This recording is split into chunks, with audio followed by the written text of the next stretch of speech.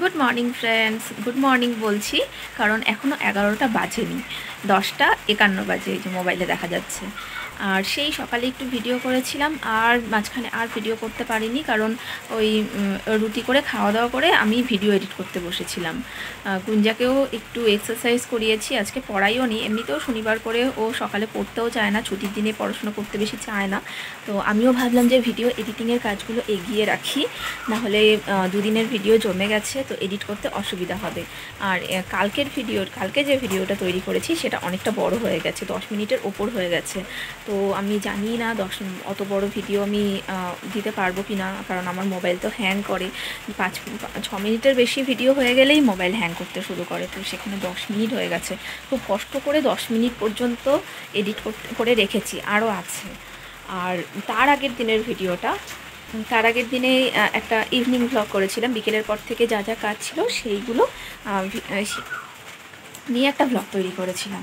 তো সেটাও এডিট করলাম, সেটা এডিট করে আপলোডও করে দিয়েছি। আর টাইটেল, ট্যাগ, থাম্বনেল সব সেট করা হয়ে গেছে। তো একদম টেনশন ফ্রি, 3টের সময় শুধু প্রাইভেট থেকে পাবলিক করে দেবো। আমি 3টেই ভিডিও আপলোড করার টাইম ফিক্সড করেছিলাম। তো 3টে তো প্রত্যেক দিন হয় না, কোনো দিন 3:30 বা 3:45 হয়ে যায়। কালকেই যেমন 3:30 হয়ে গেছিলো। আর একদিন বোধহয় আগে হয়েছিল, 2 ঘন্টা আগে হয়েছিল। সেটা আমার ভুলের কারণে, কারণ আমি যখন ভিডিওটা আপলোড করেছিলাম তখন সেটিংসটা দেখেই নেইনি যে প্রাইভেট ছিল না পাবলিক ছিল। তো সেজন্য সেদিন আগে আপলোড হয়ে গিয়েছিল। আর আজকে খুব বৃষ্টি পড়ছে, একটু আগে তো ভীষণ ঝমঝম করে বৃষ্টি পড়ছিল, এখন একটু কমেছে। আগে আমরা যখন স্কুলে পড়তাম তখন কিন্তু এত গরম পড়তো না, তখন বেশ ঠান্ডাই থাকতো। ঠান্ডা বলতে অসহনীয় যে গরমটা পড়ে সেই গরমটা পড়তো না। আর শীতকালে তো প্রচণ্ড ঠান্ডা পড়তো। তার কারণ এখন হলো গাছপালা কমে যাচ্ছে, গাছপালা কেটে বিভিন্ন রাস্তা তৈরি হচ্ছে, ফ্ল্যাট তৈরি হচ্ছে, বিল্ডিং তৈরি হচ্ছে, তো গরম তো হবেই। তার জন্য আমাদের চারপাশে প্রকৃতির যে সবুজটা, সেই সবুজ রঙটাকে বাড়াতে হবে, আরও বেশি করে গাছ লাগাতে হবে বাড়ির চারপাশে, তাই না? আমাদের এখানে এমনিতে অনেক গাছ, আমাদের এই যে পাড়াটা, তবে এই পাড়াটার থেকে বেরিয়ে গেলে কিন্তু অতটা গাছপালা নেই। সেখানে রাস্তার ধারে যে বাড়িগুলো সেখানে অত গাছ নেই, কারণ ওই রাস্তার যে লাইটের তারগুলো, সেখানে যদি গাছ বড় হয় সরকার থেকে এসে কেটে দেয়, কারণ ডাল ভেঙে পড়তে পারে, তারের ওপরে তার ছিঁড়ে যাবে, তাতে কোনো বিপদ হতে পারে, এই জন্য গাছ কেটে দেয়। আমাদেরও অনেক গাছ কেটে দিয়েছিল। ওই দিকটাতে রাস্তার ধার বরাবর কিছু শিমুল গাছ ছিল, জারুল গাছ ছিল, তো সেই গাছগুলো কেটে দিয়েছিল ইলেকট্রিক অফিস থেকে। আর জারুল গাছগুলো যখন ছিল তখন ফুলগুলো যে এত সুন্দর লাগতো, আর তার থেকে ভালো লাগতো জারুল গাছের হাওয়াটা। আমাদের ঘরের একটু পাশেই তো অনেকগুলো জারুল গাছ ছিল। পূর্ব দিকে রোদটা আসতো না, শীতকালে খুব ঠান্ডা হয়ে থাকতো, এটা ঠিক, তবে গরমকালে ভীষণ আরামদায়ক হয়ে থাকতো ঘরটা, কারণ রোদ একেবারেই আসতো না। আর ঘরটা মানে এতটা ঠান্ডা, জানলা খুললেই, গরমকালেও চারদিকে রোদ, কিন্তু জানলা খুললেই আমাদের ঘরে জানলা দিয়ে প্রচণ্ড হাওয়া আসছে। তো তখনকার কথা ভাবলে খুব ভালো লাগে। এখনও যদি গাছগুলো থাকতো কত ভালো হতো। এই যে কুঞ্জার, ওর হচ্ছে 2-3 দিন পর থেকে পরীক্ষা শুরু, আর ও বিভিন্ন কাজ করে যাচ্ছে। ঠিক কাজ না, ওটাকে অকাজ বলে।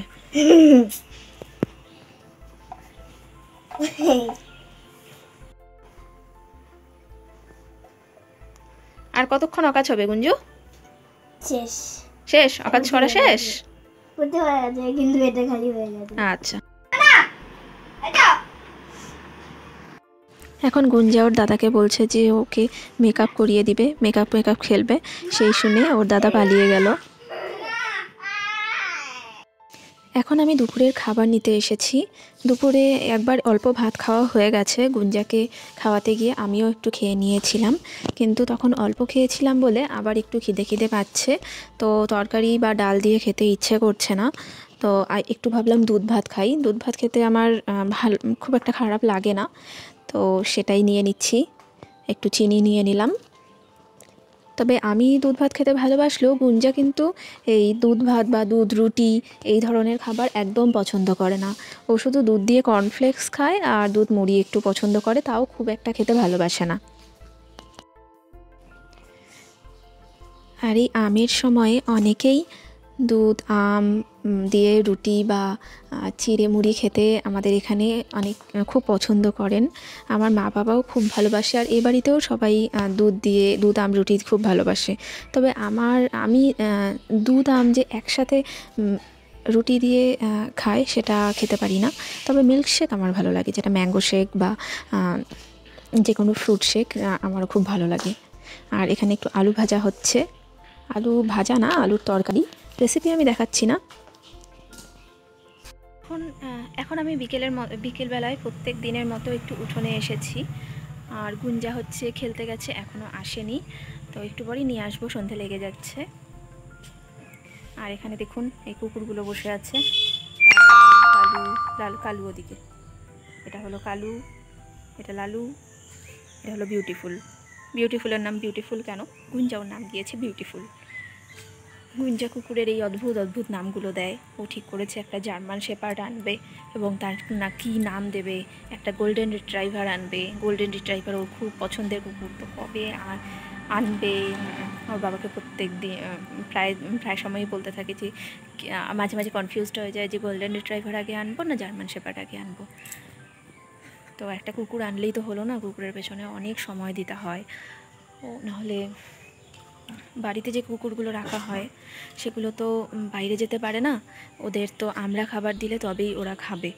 তো সেই বুঝে নিয়ে কুকুর আনা উচিত বলে আমার মনে হয়। তো এখনও আমি কুকুরকে সময় দিতে পারবো না, কারণ এখন পারছি না।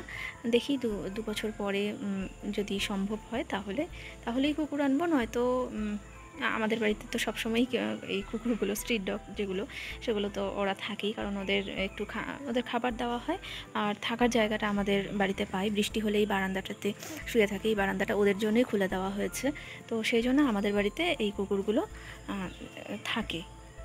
আমি বিয়ের পর থেকে এসেই দেখছি আমাদের বাড়িতে কুকুর থাকে। আর এখানে দেখুন খুব সুন্দর ফুল ফুটেছে, এই ফুলকে বেল ফুল বা বেলি ফুল বলে। এতে সুন্দর গন্ধ হয়, বর্ষাকালেই এই ফুলটা ফোটে। আমাদের ফালাকাটার বাড়িতেও এই ফুল গাছগুলো আছে, তবে এই যে আমাদের বাড়িতে যে ফুলগুলো হতো সেগুলো একটু বড় বড় হতো, আর পাপড়িগুলো আরেকটু এটা যেমন ছড়ানো, ওটা সরু হতো পাপড়িগুলো, আর ফুলগুলো অনেকটা বড় হতো, আর গন্ধ এই ফুলের থেকে অনেক বেশি গন্ধ হতো। আর এখানে এক ধরনের সাদা ফুল ফুটেছে।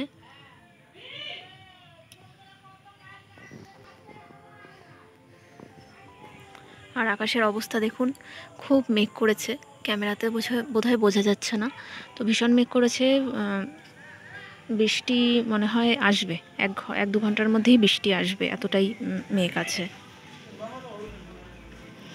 আর এই ফুলটা সেদিন এনেছে, দুদিন আগে। ফুলটা শুকিয়ে গেছে, ফুটলে দেখাতে পারতাম। তো কড়ি এসেছে, ফুটবে বোধহয়। এই ফুলের নাম হলো, নার্সারির লোক বললো রাখি ফুল। ও বাজারে গিয়ে একটা গাছ আনবে করেও যায়নি, বাজারে গিয়ে রাস্তাতে যে ফুল গাছগুলো বিক্রি করে না অনেকে ফুটপাতে, তো ওখানেই এই ফুল গাছটা দেখেছে, ভালো লেগেছে তাই এনেছে। আর যে গামলাগুলো এনেছিল সেখানে এরকম করে কিছু গাছ লাগিয়ে দিয়েছে, যেগুলো আমরা নার্সারির থেকে আনলাম, ওই গাছগুলোই। ঠিক যেমন বলেছিলাম 1 থেকে 2 ঘন্টার মধ্যেই বৃষ্টি আসতে চলেছে। 1 ঘন্টার মধ্যেই কিন্তু ঝমঝমিয়ে বৃষ্টি চলে আসলো। এখন তো তাও একটু কমেছে, একটু আগে আরও জোরে বৃষ্টি পড়ছিল। এই 2 দিন থেকে বৃষ্টি করে যাচ্ছে। কি মুশকিল না, যখন রোদ থাকে তখন আমাদের মনে হয় এত কেন গরম, আর যখন বৃষ্টি পড়ে তখন মনে হয় এত কেন বৃষ্টি। শীতকালে মনে হয় এত কেন শীত। কোনো কিছুতেই আমরা আর সন্তুষ্ট হতে পারি না। আর এখন খুব ঝমঝমিয়ে বৃষ্টি শুরু হলো, আওয়াজ শুনেই তো বুঝতে পারছেন যে কতটা জোরে বৃষ্টি পড়ছে। আর আমি এখন চা করে গিয়ে এই বৃষ্টির মধ্যে একটু লাল চা খেতে ইচ্ছে করছে আদা দিয়ে, তো সেটা বানাই। আর আপনারা ততক্ষণ আমার চ্যানেলকে সাবস্ক্রাইব করুন। আমি ভিডিওটা এখানেই শেষ করছি। ততক্ষণ আপনারা সবাই ভালো থাকবেন, ভালো রাখবেন। দেখা হবে নেক্সট ব্লগে।